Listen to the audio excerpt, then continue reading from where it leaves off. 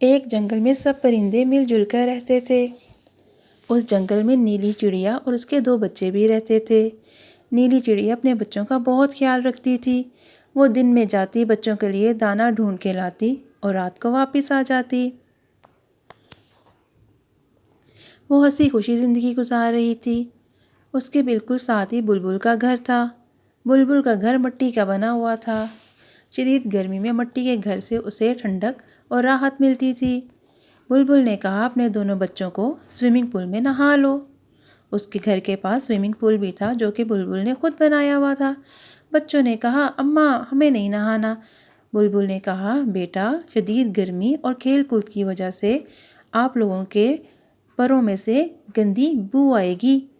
بچوں نے کہا ٹھیک ہے ماں۔ بلبل کے بچے نہانے لگے۔ وہ مزے لے کے نہا رہے تھے۔ پھر اپنی چھت پہ چڑھ کے بیٹھ گئے۔ انہوں نے اپنے آپ کو سکھایا۔ اب بلبل کا کام شروع ہو گیا تھا۔ بلبل نے کہا اب میرا کام شروع ہو گیا ہے۔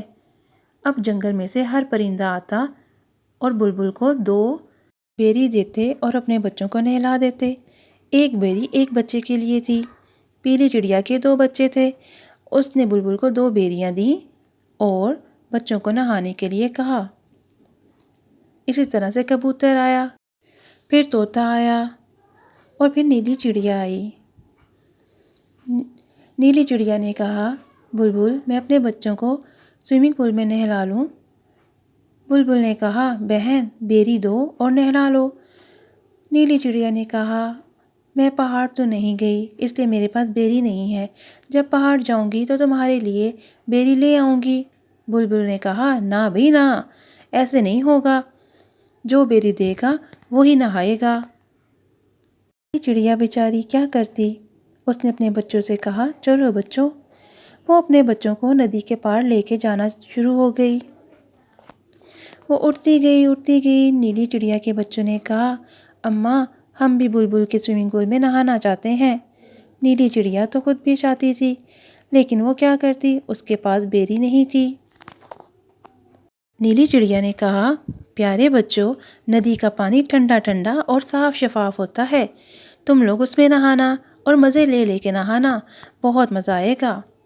پھر نیلی چڑیا پاس کی ندی کے پاس اپنے بچوں کو لے گئی۔ بچوں نے بہت مزے سے نہایا لیکن بچوں کے دل میں تھا کہ کاش وہ سوئمنگ پول میں بھی نہا پاتے۔ چڑیا بچوں کو واپس لے آئی۔ کوا آیا، کوا نے کہا میں پہاڑ جاؤں گا تو تمہارے لیے بیری لے آؤں گا۔ نیلی چڑیا نے کہا بہت بہت شکریہ۔ کوے نے کہا کوئی بات نہیں، مجھے بھی جانا ہے تو میں تمہارے لیے بھی لے آؤں گا۔ نیلی چڑیا بولی کوے بھائی آپ کا بہت بہت شکریہ مجھ پہ یہ مہربانی کرنے کے لیے، میں آپ کا یہ احسان کبھی نہیں بھولوں گی۔ کوے نے کہا نیلی چڑیا کوئی بات نہیں۔ اتنے میں کوے کی بیوی آ گئی۔ کوی نے کہا ہاں کیا بات ہے، اپنا بچہ سیب مانگ رہا ہے کافی دنوں سے لیکن تم نے تو کوئی لا کے نہیں دیا۔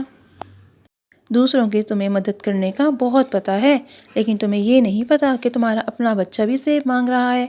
کوے نے کہا مجھے یاد ہے میں وہ بھی لے آؤں گا۔ کوے نے کہا چپ کر کے بیٹھو، کوئی کسی کی مدد نہیں کرے گا، نیلی چڑیا خود ہی جائے گی اور خود ہی لے آئے گی، تمہیں کوئی ضرورت نہیں ہے زیادہ اچھے بننے کی، چلو گھر واپس۔ اماں مجھے سیب کھانا ہے، کل تمہارے ابا جائیں گے اور سیب تمہارے لیے لے آئیں گے، کوے نے بولا۔ نیلی چڑیا اور اس کے بچے اپنے گھر میں تھے کہ بوڑھا کالا کوا اندر آیا۔ اس نے بولا نیلی چڑیا تم جاؤ پہاڑ کے اور جا کے بیر لے آؤ، میں تمہارے بچوں کا خیال رکھوں گا۔ چڑیا بہت پریشان ہوئی، وہ بوڑھے کوے کے حوالے اپنے بچے نہیں کرنا چاہتی تھی۔ اس نے کہا کہ یہ آخر میری مدد کیوں کر رہا ہے، اس میں اس کا کوئی نہ کوئی تو فائدہ ہے۔ اس نے اس سے پوچھا آخر تم مجھ پہ اتنے مہربان کیوں ہو؟ بوڑھے کوے نے کہا بہن میرا بھی دل چاہ رہا ہے بیر کھانے کو، تم میرے لیے بھی بیریاں لیتے آنا۔ نیلی چڑیا نے کہا ٹھیک ہے، میرے بچوں کا خیال رکھنا۔ کوے نے کہا ہا یہ تو بہت اچھا ہو گیا، یہ چلے گی، اب میں ان دونوں بچوں کو باہر نکال پھینکوں گا کیونکہ راستے میں بہت تیز طوفان آنے والا ہے، نیلی چڑیا تو اسی میں مر جائے گی۔ چلو بچوں نکلو گھر سے باہر۔ جیسی نیلی چڑیا اڑی بوڑھے کوے نے دونوں چڑیا کے بچوں کو گھر سے باہر نکال دیا اور گھر پہ قبضہ کر لیا۔ نیلی چڑیا اڑتی جا رہی تھی۔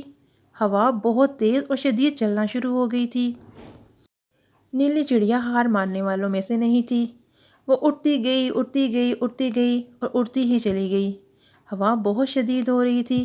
راستے میں اس کو اپنی بہن مل گئی۔ اس نے بولا، تم کہاں جا رہی ہو؟ آگے شدید بارش طوفان ہے، چلو واپس مڑو اور گھر چلو۔ نیلی چڑیا بولی، ٹھیک ہے۔ نیلی چڑیا اپنی بہن کے گھر چلی گئی۔ بہن نے بولا، بارش شدید ہو گئی ہے شروع، اب تم ایسا کرو، جب تک بارش نہیں رکتی میرے گھر رک جاؤ۔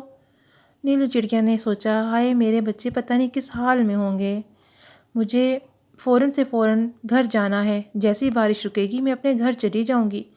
ادھر بیچارے ننھے بچے ایک ٹہنی پہ بیٹھے ہوئے تھے۔ گھنا درخت تھا جس کی وجہ سے تھوڑی تھوڑی بارش آ رہی تھی اور وہ اپنے آپ کو بچا رہے تھے۔ اس گھنے درخت میں ایک بوڑھی چڑیا رہتی تھی۔